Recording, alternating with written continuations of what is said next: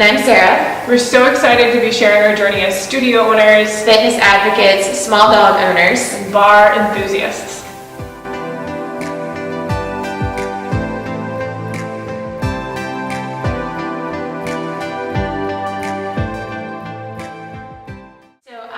Started with barre about 4 years ago. I started taking class at another studio here in Charlottesville. It was kind of the next step on my health and fitness journey, and I loved the method, loved what the results that I was seeing, and I really wanted to teach.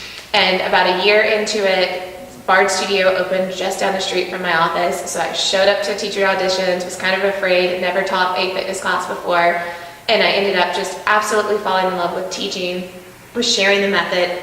3 years later, I still believe in it. I love teaching it. I love the results that I see. I like it as a cross-training method, and just really believe it's for every person, regardless of their body type, their age, their physical abilities. It's just such a great method that I love sharing with others. So I started with barre because the only workout that I was able to do was barre. It's based off of physical therapy, it has roots in Pilates and yoga, and it was just an all-around total body workout that really changed my body for the best.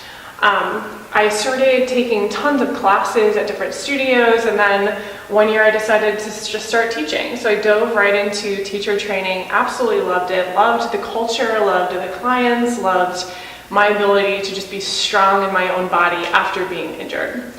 And then about a year into teaching, my brother-in-law was like, "You look unhappy with the studio that you're a part of," and I just really wanted something that was more focused on loving your body as you are and getting better every day. Sometimes in fitness there tends to be a lot of negative culture around having to be perfect or having to have the perfect body, when really fitness is a journey. So it doesn't really matter what age you are, what fitness level you have, it just matters that you show up. And so I wanted a studio that really encouraged just this atmosphere of inclusivity that really welcomes anybody regardless of their level. So that's what I wanted to create. So I started barre Studio over 3.5 years ago, and here we are today with a small studio in Charlottesville, and we're growing, we're expanding, and we're just so excited.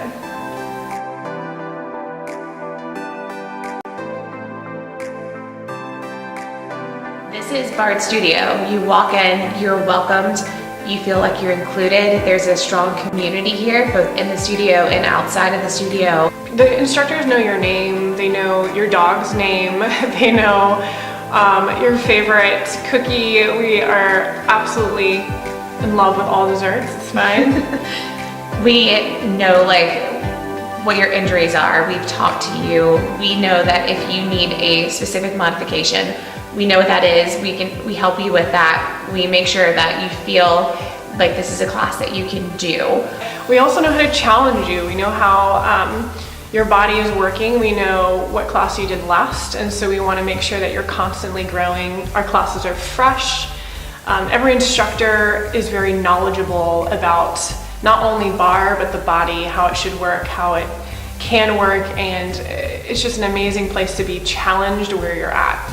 We make sure that each class has progressions in it. So if you feel like you're ready to push yourself to the next level or to kind of challenge your limits, you listen to your instructor. They're going to give you those options to come onto releve or to sink lower into remove or to pick up a heavier weight. They're going to give you ways to make it a workout that's going to challenge you, or they're going to give you an option where if you need to back down on something, that's also there. So you're going to get a workout for your body type and what you need as a person, as an individual.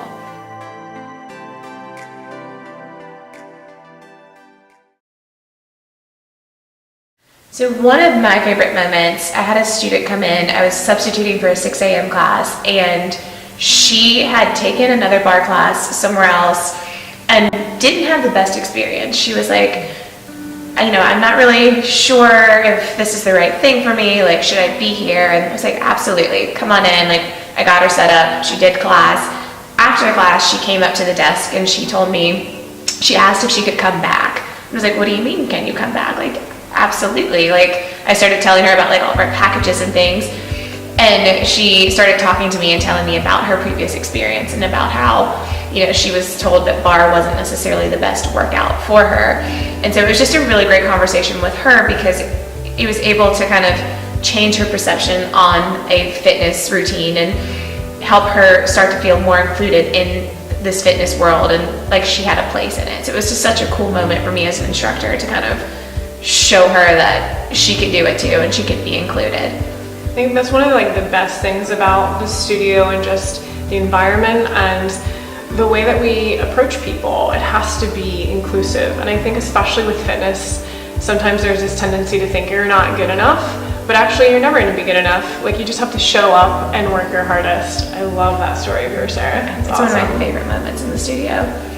And I also love when we have people who are like distance runners or CrossFit enthusiasts, or they do powerlifting and they come in, and a lot of times they'll have like a preconceived thought of barre. I know a lot of my weightlifting friends were like, oh, like 1 pound weights, are you kidding me right now? Like, I can do anything. Yeah, they're like, I bench press like twice my body weight, what? And they came in and they started taking class, and they actually were like having to like swap out weights because they realized like this is a totally different way of working. I'm using a whole different set of muscles that I don't necessarily use when I'm in the gym or when I'm doing CrossFit, or like as a runner, like, oh, I have glutes. Like, runners tend to be quad dominant. They come in and they develop their glutes and they start to run better. And it's really cool to see those students realizing how barre helps them with whatever other fitness passion they have. Yeah, we don't necessarily do like clean and presses a lot with our 1 pound weights, but it's such an amazing stability workout. It's very core centered, and I think it's just a great workout for anybody, depending on like where you like to work out. It's a really good cross training piece. I would say that my favorite moment is any time that I am training new instructors and they have that aha moment of, I got this and I am a small little badass when they start teaching. Because your first class that you ever teach is the most frightening experience. You're in front of a whole bunch of people and then you kind of like black out. You're like, did I say words? Did I say things? What did I miss? And just seeing the progression from when people start training and just being able to mentor and coach people to the point where they're like, I got this. This is totally fine. I can teach in my sleep. It's like the best feeling in the world. That's what I always tell like new instructors that come to the studio. I'm always like, your first class is the worst class. Yep. And then once you get that one done, it's all uphill from there. Yeah, and I think there needs to be a culture of being okay to make mistakes. And especially at Bard Studio, make mistakes. I think that people learn so much more when they're able to fail and fail well and keep going and learning how to improve every day rather than being expected to show up and be perfect. I think progress is so much more important. That's probably my favorite moments at the studio.